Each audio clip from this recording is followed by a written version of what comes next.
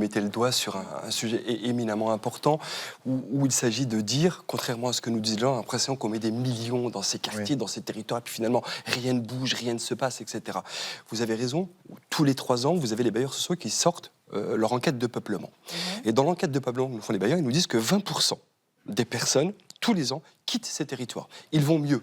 Pour question de parcours résidentiel, ils ont trouvé un boulot, la famille s'agrandit, etc. Sauf qu'ils sont remplacés par de nouvelles populations qui arrivent, qui sont encore plus en difficulté que celles qui partent. Ça, c'est le premier sujet.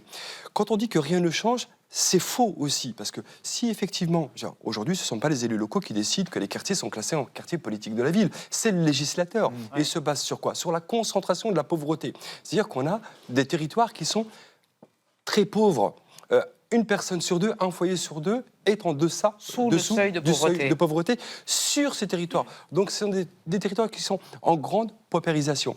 Mais à côté de ça, les gens ne vont pas très bien, parce qu'effectivement, il y a les discriminations, 3 fois plus de chômeurs qu'ailleurs, etc. Le problème de l'insécurité. Donc les gens ne vont pas très bien, mais à côté de ça, ce qui est assez paradoxal, c'est que le cadre de vie, le cadre de vie, vous l'avez montré, à Évreux comme à Grigny ou comme à Clichy, change grâce aux opérations de renouvellement urbain. Réhabilitation, déconstruction, résidentialisation, nouveaux équipements, un petit peu plus de services publics, c'est pas assez, mais on est plutôt sur la bonne trajectoire. Et donc, je suis élu local et j'ai des raisons d'espérer.